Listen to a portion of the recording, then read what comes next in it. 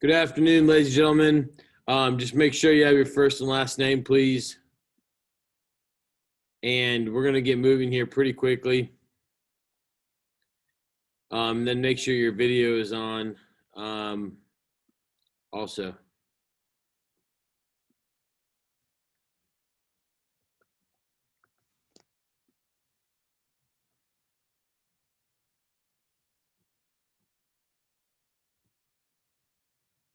All right, before we get started, I just want to say thank you for your patience yesterday. My kids are doing better, but we had to take them to the doctor, and then they also had to get a COVID test in order to go back to a babysitter's house. My wife works also, so it's just a challenging few days for us. Today we have quite a bit of work to do. I'm just going to quickly say that a couple of you were absent yesterday, and make sure you've taken the open notes quiz, because that's going to go against you on the computer on Skyward if you have not. And then also I'd asked you to compare Japanese feudalism and European feudalism. So I already went through those. People did a pretty good job. Okay. Today is our lecture day. It's going to maybe spill into tomorrow. I have homework for you to do tonight. That's pretty brief, but some definitely activity I have on Canvas. And so we're going to get moving forward.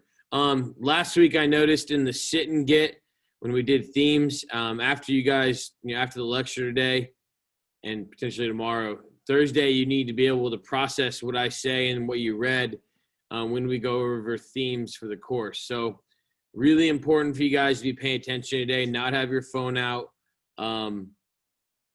not be distracted by things that are in your house, and if you need to put headphones on or whatnot, to do that, okay? All right, we're going to get moving here, and at the end, I'll try to stop. Got a schedule up here. I'll try to stop with a couple minutes left to explain the homework and take questions. Jill said, my teacher said someone in the building tested positive. That's true. We don't know who it is. People have already been quarantined, and we're moving forward.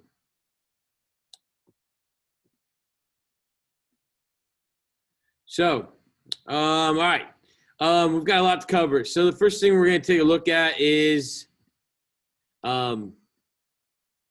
the fall of the Roman Empire and the rise of Byzantium. Typically, Byzantium is considered the Byzantine Empire, and then their influence on Europe, and we call that Orthodox Europe. Okay, still very influential to this day. If you take a look at the screen, you're going to notice an Orthodox church, and it looks similar to a Roman Catholic church, but you're going to see more of a curved dome, and you're not going to see as sharp of flying buttresses, and definitely doesn't look like it's in the Gothic style. So important for you guys to be able to tell the difference between the two. All right, so we're going to be moving very quickly. These notes are on Canvas for you. And so you can go back and look at them and write down what you want to. So the fall of the Roman Empire left the Eastern Roman Empire in pretty good hands. Many of the wealthy upper-class nobles that had been influential politicians in Rome fled with their money to the eastern half of the empire when the chaos that ensued of all the different invasions from the Germanic tribes and the Huns. This meant that even though it was part of the Roman Empire, it took on a new form in a city called Byzantium, which should now later be called Constantinople, which is now called Istanbul. The nature of this empire that then would continue was less Roman and more Greek. Church services were in Greek, the government was held in Greek, and it had some similar characteristics to the Roman Empire, but it was Greek and less Latin. Okay, who's in the picture? If you caught it in your reading, you should say Justinian. Okay, so the Byzantine Empire grew very quickly. If you look under the reign of Justinian, which was shortly after the fall of the Roman Empire, the Byzantine Empire almost reunited what was the Roman Empire. Now, they didn't move as far into Northwest Europe, up into England, but you'll notice massive expansion very quickly. And that's thanks in large part to Emperor Justinian. although his wife goes down in history as being a much better leader than he was. He's known for three important things. He almost reunited the Roman Empire. He took all the law codes when he went around and he put them together in what's known as the Corpus Juris Civilis, which is basically the civil law code. It's still studied in law schools today, and it's the basis for our law code, our civil law code to this day. Thirdly, then, he also spread Christianity and commissioned the building of the Hagia Sophia, which is the most famous church of the Byzantine Empire. Byzantine expansion. You can see the pink is when he took over as emperor, and in the what is the orange color, you can see what was added to his territory by the time of his death. Here's a picture of the Hagia Sophia, except you'll notice the minarets on the four corners today because it was a mosque turned into a museum, and then they just voted a couple weeks ago to turn it back into a mosque. All right, the old adage is definitely true. If you aren't growing as an empire, you are probably shrinking. And so the Byzantine Empire shrank and got smaller at the hands of the Sasanian Persians. Okay, if you guys look here, you're going to see where some big battles were, and they're going to lose ground. This is modern-day Turkey and Arabia, and they're going to be pushed backwards by the Persians. Okay, the Muslims also make an advance. We talked about the rise of Muhammad. He died in 632, and by 750, if you look at the map on the left-hand side, you're going to notice that the Arab Empire and the Umayyad Caliphate, which is known as the Arab Empire, will spread into traditional European places like Iberia, even into parts of what was the Greek Empire, Turkey, all of the Middle East. Okay, so they take away land from the Byzantine Empire as well. So if you look up here, we're going to call it the slow decline, but 400 years later, by about 1000 CE, the Byzantine Empire is holding on to land in what is traditionally thought of as Eastern Europe and a little bit of land in Asia Minor, which is Turkey to this day. Okay. And then in 1360, you can't really tell on this color, but you'll see the Byzantine Empire shrink quite a bit, and Constantinople remained the breadwinner, but there wasn't much after that. All right, so some people would say that there was a reason why the Byzantine Empire lasted for 1,000 years. That's something that I would write down. 1,000 years. That's a long reign for an empire. How did it do it? Even though they were being constantly attacked from various different empires that were neighbored up to it, they didn't have to raise as much of a military or a standing army. And because of their location to the Silk Trade route, they were by far in the best position to collect taxes and trade. And they had a city to do that, and they could defend, called Constantinople. The city life and the urbanization of Constantinople in this time period then would rival that of China. It surpassed in beauty and in splendor and in architecture the city of Rome. And it was a cosmopolitan place. You had people from all over the Eastern Hemisphere gathered in the city of Constantinople to trade and to participate in the large bazaars that are still there to this day. So what's pictured below, you guys can see that's the Hagia Sophia commissioned by Justinian. All right, other things. Byzantine culture and entertainment was unparalleled at the time. Here you see the Hippodrome, which was an extension of Greek and Roman architecture that could fit. It was very similar to the not the Colosseum, the Circus Maximus in Rome. But this time it was actually extended. If you look on the far end of it, you'll notice that there are box seats on the far end, and that was actually the emperor's house that was connected to the hippodrome. And then it went downhill, and to solve the engineering feat of it going downhill, they added concrete and they added columns and arches on the bottom. And so you had the emperor's house, then it got bigger, and you had shops in there and restaurants. And it was the place to be in Constantinople. If you look on the end of the hippodrome also, you'll see, you won't see the horses, but the horses were on top of the boxes where the emperor would sit. Some of you may have seen these horses before. These were the bronze horses that stood, bronze gold horses that stood atop of the hippodrome and the emperor's palace that now sit on top of St. Mark's Plaza in Venice, Italy. San Marco Piazza or Plaza. Have you guys ever been there? Some of you may have been to Venice before.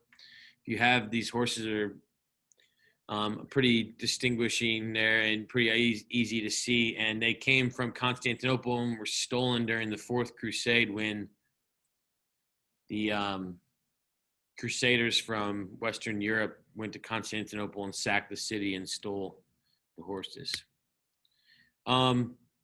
Here's an example for you. So you can see the hippodrome.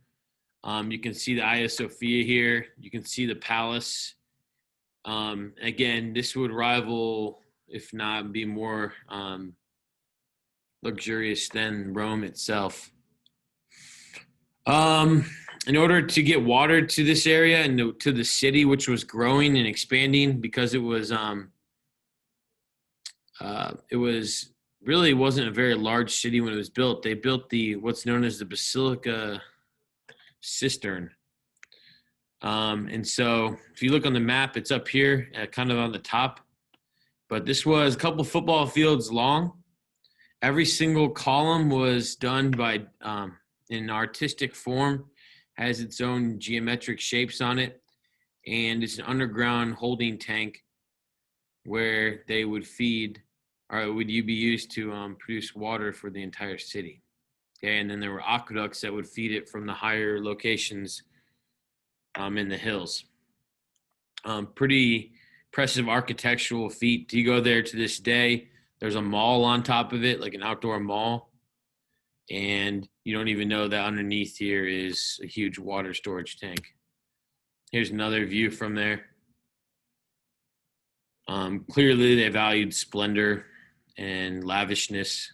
That's the only reason why you would build an underground set of over 100 columns to house your water. Here's a good map of the city. This one of the reasons why Constantinople lasted for 1,000 years and was the pride of this Byzantine culture was that it was easily defendable. So the city to this day, Istanbul, lays on two different continents and there's a bridge.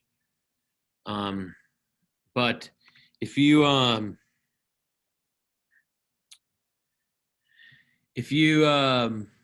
look on here, you can see to the far left, they had walls. Okay, these are known as the Theodosian walls to protect the city. If you look a little bit over towards the right where it says the word Bosporus, just to the left of that, you're going to see there's a gold chain that they could put up where you couldn't get into those ports unless they opened up the chain. And then obviously they also had Greek fire, which they used on their ships, which they would hurl rocks and different materials that would explode at your ship. And that way they were able to defend Constantinople unlike any other city. It would take quite a cannon siege from the Ottoman Turks to defeat Constantinople. Let's take a look at these Theodosian walls so you guys can get an idea of why it was so difficult. Okay, they actually had technology that they improved the technology of the Romans in their building of walls and concrete, where if there was an earthquake, the walls would not shatter.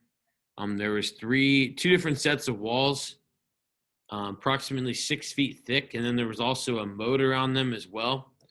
And so, as long as Constantinople was defended, and they controlled trade and taxed it, there was almost unlimited wealth in the city and for the empire, even though it wasn't particularly strong or growing.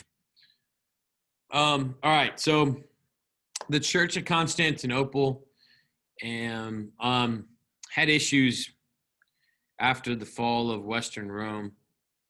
You had the iconoclastic controversy, 726, where basically the patriarch of the Byzantine Church said that they shouldn't be worshiping icons, so they went around and smashed all these icons, but then they allowed them again, and the icon is a huge symbol and very obvious symbol of a Greek church inside of it.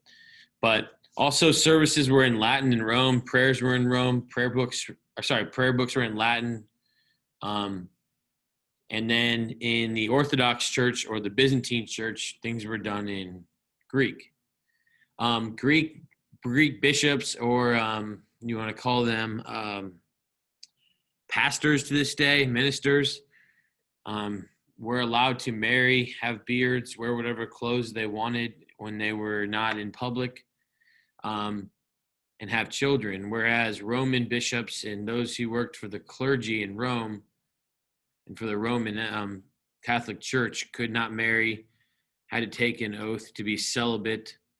You guys know that means have no sex and not think impure thoughts, and had to follow a much stricter code. The split between the Eastern Orthodox or Greek Church and the Roman Catholic Church occurs in 1054. It starts out about this whole idea of leavened versus unleavened bread. I think you guys might know that means with yeast or without yeast. But then it boils over into the fact that they just didn't like each other. And in 1054, they agreed to split. Both the Catholic Pope and the Byzantine Patriarch of the Church excommunicate the other worshipers. And so it's very awkward. You've got Catholic churches in Constantinople. You have Greek churches in Rome, and they're not allowed to worship there. If you guys don't know what the word excommunicate means, it means you cannot go to church and receive the sacrament, which means communion. That means that you're not going to go to heaven when you die. So this was a pretty big deal. The quote from the book, Muslim rule is preferable to that of the Pope. That's some mad smack talk in Middle Age European history right there. Okay, because the Muslims were feared by the Christians. All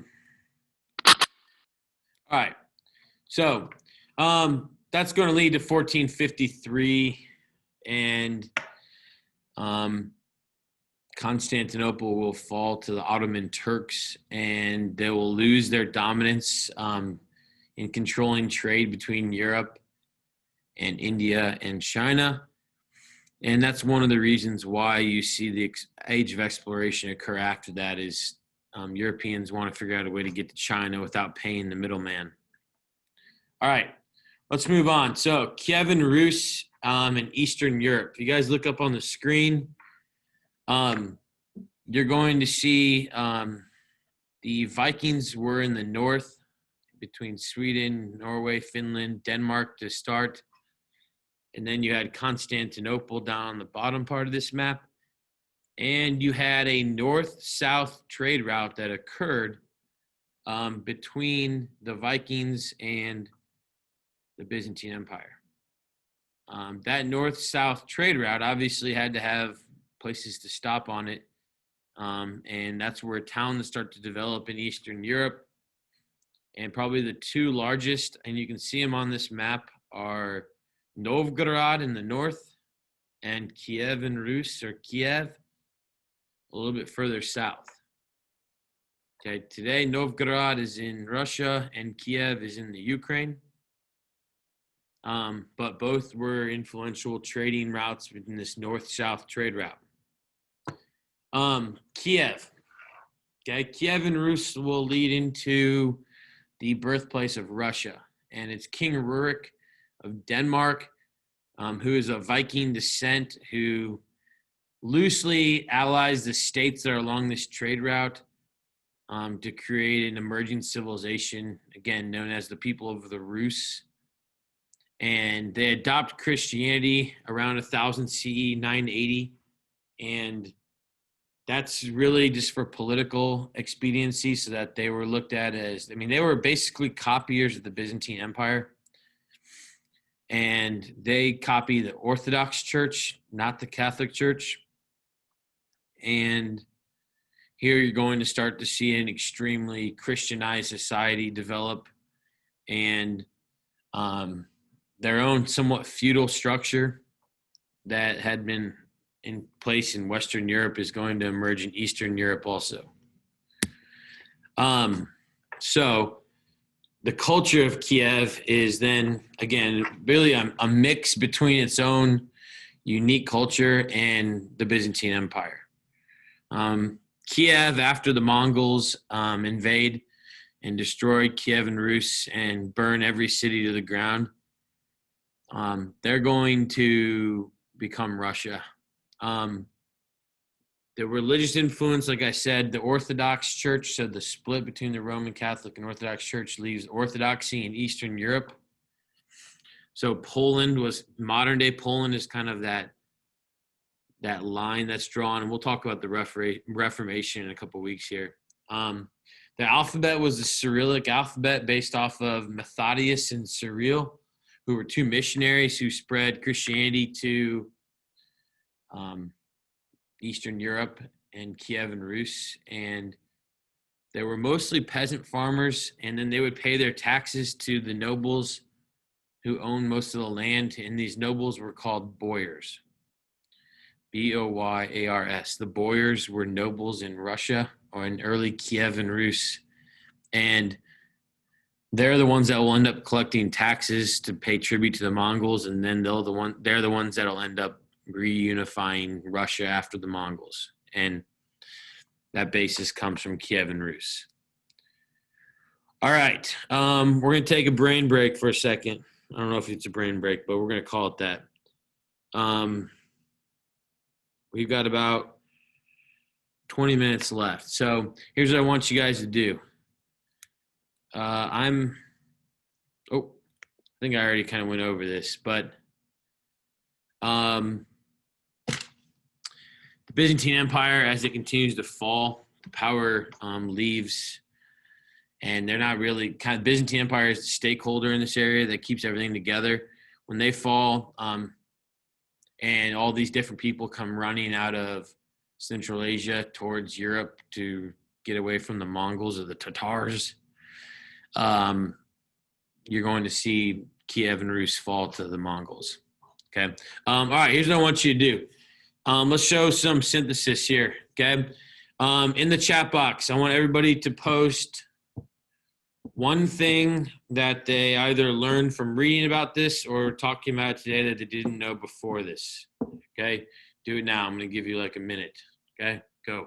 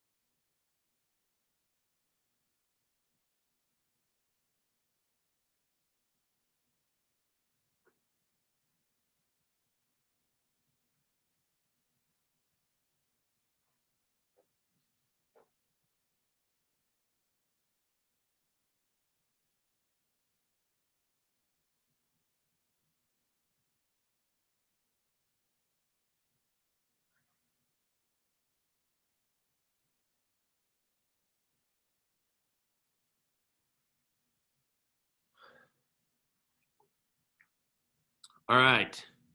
We got 3. We got 4.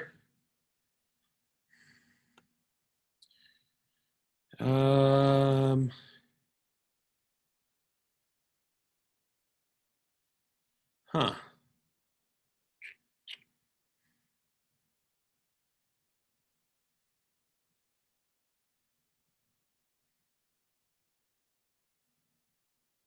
Cool. All right.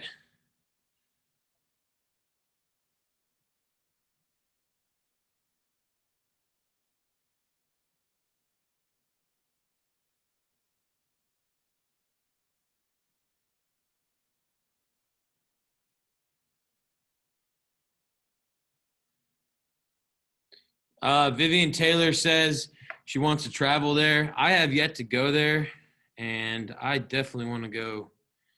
That's on my bucket list, for sure. All right. Everybody who participated, appreciate it. And think about how long 1,000 years is. United States, we're going on, what, 250 here soon? To think if we were to last for another 750, that would be a long time, wouldn't it? All right. I'm going to go ahead and get out of this, and we're going to kind of transition then to where I wanted to go today, and we'll see how much time we have. I'm going to move these pictures.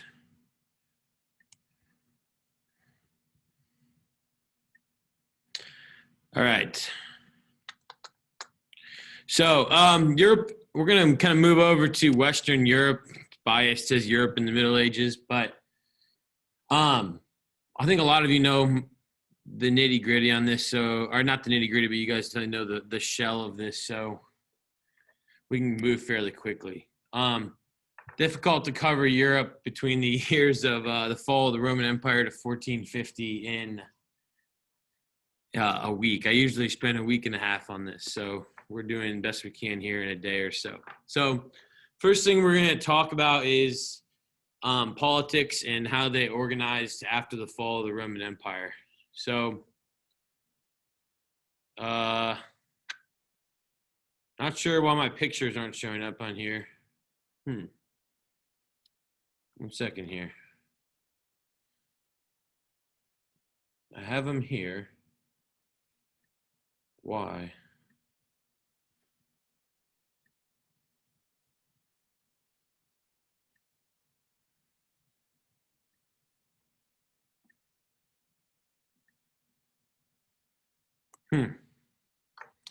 Well, that's not fun. Let me see if I can.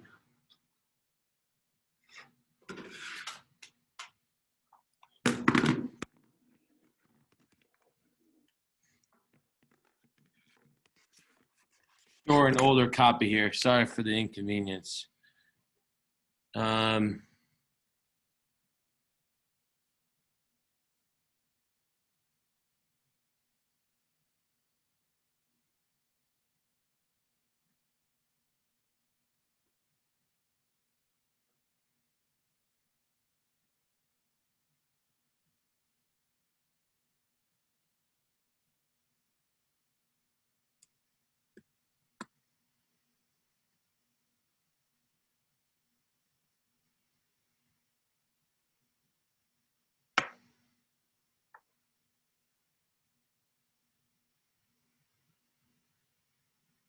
All right, let's go ahead and see. I think this one's going to work for us. All right, there we go. Nope. And no. All right, so obviously things were in chaos after the fall of the Roman Empire. I think you guys remember looking at something like this already. You can see the invasions from the Germanic tribes, from the Vandals, the Huns, etc. Okay. So what was left, remember, was the Catholic Church. What wasn't left was political structure. So German chieftains, these are like people of tribes that were called barbarians, but had adopted a lot of the Roman culture take up and replace Roman law. And this is where you're going to start to have a mix of the Germanic language and Latin, and you're going to get a lot of different languages to come from this, and the roots for feudalism. People shift from surplus agriculture to subsistence agriculture. Again, that's just making enough to live. And you can see the breakup of the kingdoms on the left. Much of the power moved north to the kingdom of the Franks and Clovis. In the meantime, you had pressure from three different groups of people that were going to wreak havoc on Europe and cause people to become extremely scared. And again, major decline of economic activity. And that's the Vikings and the raiding they did on cities. You can see Kiev as one of them. The Vikings will end up settling Kiev. The Magyars, who are from Hungary, and will eventually end up settling in Hungary and create their own unique culture there. And then Islamic pressure, you can see pushing up into the Byzantine Empire, Italy, eventually into Spain as well. You can see the Vikings, just so I mentioned them. They do make their way to North America first. They don't set up permanent settlement there, but they settle on Iceland, where they will continue their own culture. And they also wreak havoc in Western Europe and Great Britain. All right, so it is the Kingdom of the Franks, which, if you notice, is part of modern-day Germany, Switzerland, and France. That's going to unite a Christian Europe. King Clovis was the first king to make an agreement with the Pope that he would unite his kingdom under the Christian banner. And this is one of the reasons why Christianity sticks in Western Europe. And then it's his descendant, Charles Martel, who is known as the Hammer, because some chroniclers call him, say that he's up to 20 feet tall and all this crazy stuff. In reality, he was somewhat smart, fairly smart general. But it was his defenses that kind of tricked the Muslims at the Battle of Tours. You need to see how far into Europe that is. Okay, that's past the Pyrenees Mountains, if you remember where those are. And that's not that far from Paris, that the Muslims were, when they finally turned around. The Muslim documents, we usually do a little bit of a thing in here where we'll look at the documents, claim that the Muslims just turned around on their own accord because they were tired of marching, and they went back to Spain to rule their own kingdom from Toledo and Granada. But that's the furthest advance that the Muslims make it into Europe. You don't see real unification then of Western Europe until Charlemagne. Okay, and if you haven't heard of Charlemagne before, Charlemagne, Charles the Great, Karl der Grosse, or Charlemagne in French, all refer to the same person. And what Charlemagne did was he recognized he couldn't rule over all this land on his own. His court was in Aachen. You can see on the map. It's not far from Saxony in the purple. And he recognized he couldn't really rule this much of an area. Okay, and so what he did was he let his loyal soldiers rule over areas as long as they would provide him with armies when he needed them. And they converted Christianity. So it's at this time period that you see the Angles and the Saxons. A lot of them move over to England. You see a lot of religious persecution here already by the Christians, where it was convert to Christianity, get rid of your pagan religion, or die by the sword. Charlemagne himself could not even read. Okay, but he did push his nobles to learn how to read and push laws so that there was more equity and fairness in his empire.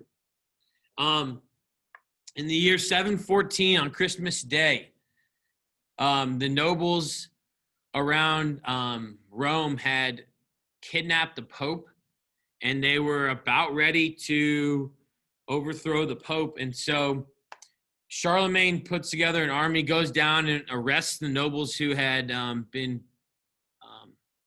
terrorizing the Pope. And it's then that he sits down and he takes communion on Christmas Day, 714. And when he's taking communion, the Pope comes and puts a crown on his head and claims that he is the new Holy Roman Emperor, or Emperor of the Romans. Now, that title will last from 714 all the way until 1812. 714 to 1812 CE. It's a pretty solid run, if you ask me. Okay? And there's going to be a Holy Roman Emperor pretty much without any type of pause for over 1,000 years. Now, Holy Christian Roman, continuation of the Roman Empire, and emperor in the line of Caesar and the emperor of the Romans. Now, the thing is once Charlemagne dies, his sons and his grandsons were inept rulers, but there would be a Holy Roman Emperor. There would be electors who would elect the Holy Roman Emperor, and this power play between the Pope and the emperor, or the person who was most fit to rule, continued on for a long, long time, okay? And if you know your history, Napoleon would be the last Holy Roman Emperor.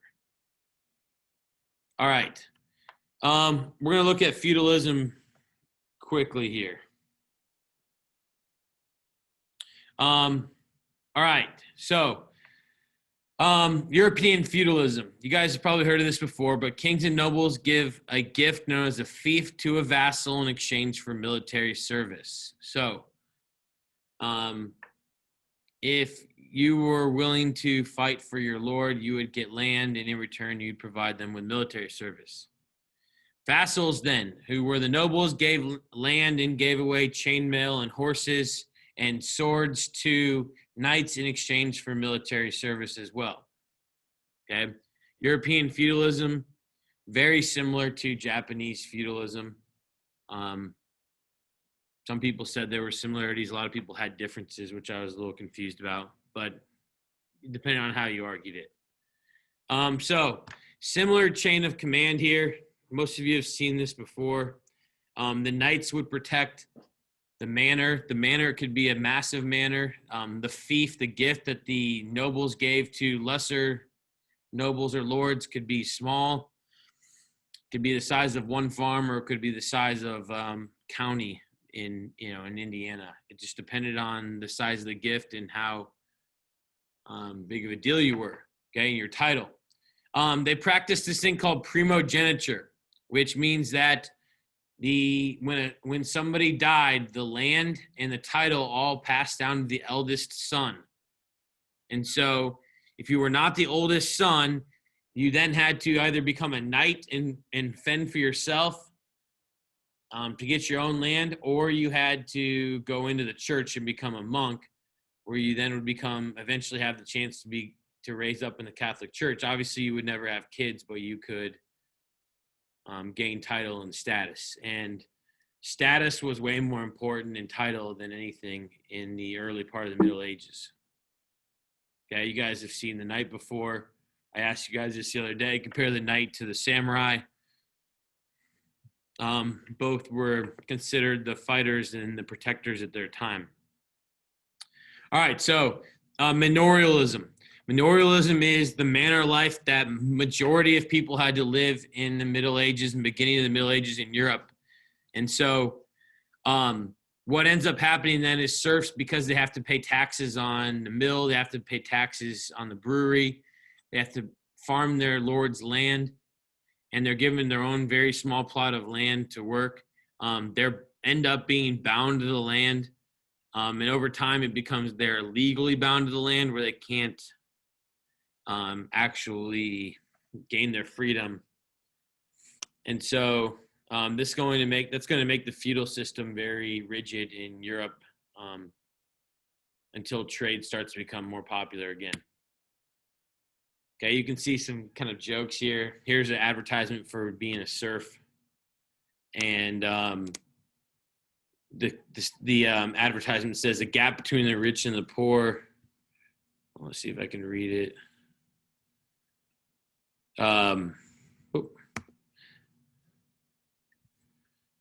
The gap between the rich and the poor continues to widen. Economic analysts predict that serfdom will continue to be the fastest growing field in the employment market.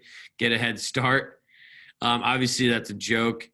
And it says, learn the skills you're almost certain to need sooner or later, meaning that almost everybody was a serf. Serfs lived to an average of 35 years of age. And vocations and lifespan actually went down from the Roman Empire to Europe in the early Middle Ages. All right. Who was the boss then? The church. And because we only have 3 minutes, I'm going to stop here for you guys. And I'm going to go ahead and stop the share. We'll pick up on that tomorrow. And what I want to do with you guys is show you what we're going to do for homework tonight, okay? So let me get out of this.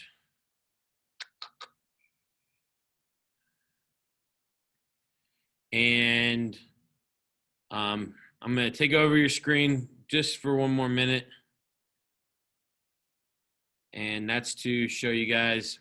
Okay, so there's 2 things I want you to read tonight. You don't really have to do too much with them.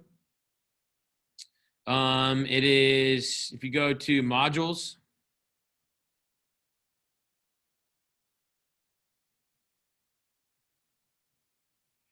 and you go down to the unit that we're on, which is 10 through 13, you're going to see 2 documents. Okay, right here. Whap 11, primary source work, the Magna Carta. And then Whap 11, chapter 11, primary source work, the Crusades. Okay, the first one, the Crusades, is a speech by Urban II. What I want you to be able to answer tomorrow is why did people join the Crusades? Like, what was the reasoning? Why did the Pope call for the Crusades? So read that, annotate it as you need to, be ready to discuss it. And then the second one is the Magna Carta, which is known as the Great Charter. Read the intro that's on there, and then just take a look at the specific clauses of the Magna Carta and try to understand what they're saying, what the motive is behind them, okay? We'll talk about them tomorrow. It'll make a little bit more sense, and I'm not going to give you anything to formally fill out, okay? All right, the bell's going to ring in a minute. Who's got questions for me? If you don't have any questions, you can leave too. Brooke, go ahead. So, what is our reading for this week? For Monday of next week? Yeah. I would have to look at my schedule. Off the top of my hand. I'll go ahead and send that out on Remind. I'll make a note, okay? Okay, thank you.